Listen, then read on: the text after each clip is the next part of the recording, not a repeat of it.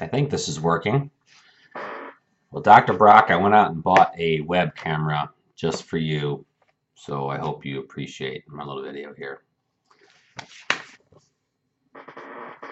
Financial Analysis of On Assignment by Michael Hutchin. So I currently work for a division of On Assignment called Oxford Global Resources. Um, Oxford specifically does staffing and recruiting for high-end IT professionals on a purely contract basis. So if a company is working on a project and they need someone who does X, they would call Oxford and we would find that person for the length of the project, and then that would be it. There are other divisions of On Assignment that specialize in other areas of IT, or software developers, creative digital engineers, healthcare, life sciences professionals. Some of the divisions are contract work like Oxford, other divisions are permanent placement. The idea is to have several areas of the company that can focus on different areas of IT and staffing in general, be it part-time or contract or full-time, or just whatever the end client needs, we're able to provide that staffing solution, always in the IT realm. Firstly, I'd like to discuss the labor market and the trend found in many industries to hire temporary workers as opposed to full-time. Many companies in different industries are increasing the size of their contract workforce. It makes their labor force more variable as opposed to a fixed cost, which full-time hires are kind of considered. Contract workers are just much easier to bring on and bring off if need be. Whereas full-time hires, it's much more difficult, I guess. There's much more HR paperwork involved with onboarding and offboarding a full-time hire. Why is that? There's a clause in contracts for contract workers, specifically called employment at will. Basically, what it means is that workers work there as long as they want, and employers can terminate them whenever they want for any reason. As long as it doesn't break a federal or state law for harassment. Just kind of purely focusing on business aspects. They're not producing or some kind of business related reason to terminate someone. They can do so for any reason. That just gives them a lot of levity, I guess, in running their business. If there were any kind of harassment laws broken, though, the employee still has rights and avenues, so they can file grievances or contact a lawyer, so on and so forth. The employment at will allows management to alter the workforce to meet changes in demand, if you focus on just the business side of it. I'd then like to chat about the annual financial data for years ending December 31st, 2015 and 2016 for On Assignment. On Assignment, or really the labor market in general, has been going up drastically since 2008 and the Great Recession. It's kind of common sense that as companies do better, so they'll hire more and bring on more staff, the labor market will do better. Piece of cake. On Assignment specifically, though, their revenue has increased. Annual revenue has increased by 18.12% from year ending 2015 2016. There are a couple causes for concern.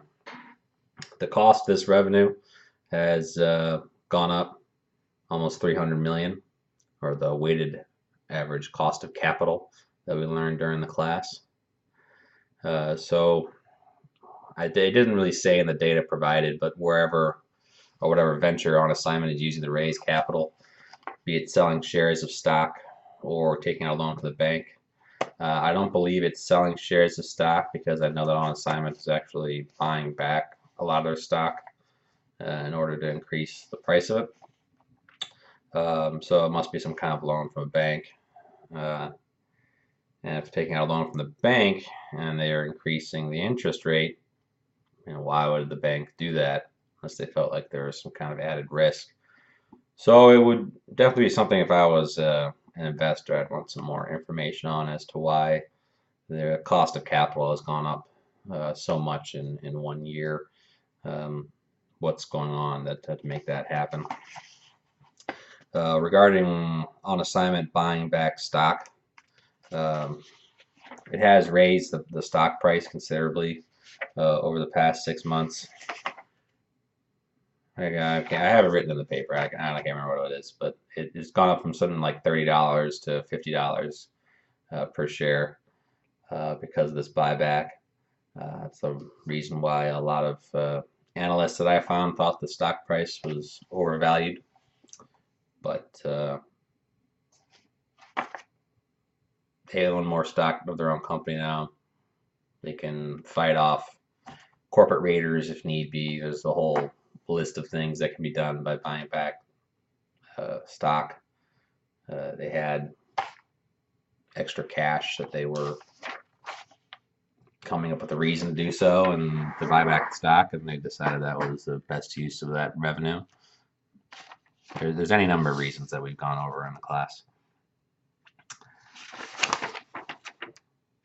Another area of concern is the net profit margin has decreased from 2015 to 2016.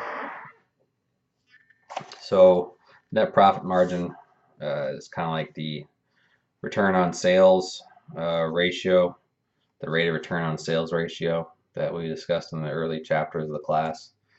So I did a quick formula that's in the paper that I'm sure you can check. Basically what it showed is that the rate of return on sales is actually almost nearly identical from 2015 to 2016. At first glance, that might appear to be totally fine. However, when you consider that the revenue has increased over 375 million, and yet the return on sales is nearly the same, that's a red flag. That should be an issue. Why is this happening? The return on sales is identical, but the revenue has gone up almost 400 million. Doesn't make a lot of sense. So then I looked at the total operating income, and that increased over 300 million in one fiscal year. So they are generating more revenue, but they're also spending more. So that raises issues of management efficiency and profitability. What's going on that they're spending all this money? I would want more information if I was an investor of what projects they're using this on, or its total operating income. So if it was a project, it would seem like that would be a capital expenditure. I'm not sure how they're determining total operating income, but I want more information on that. Q2 numbers were just released for 2017. There were positive numbers. Revenue again went up.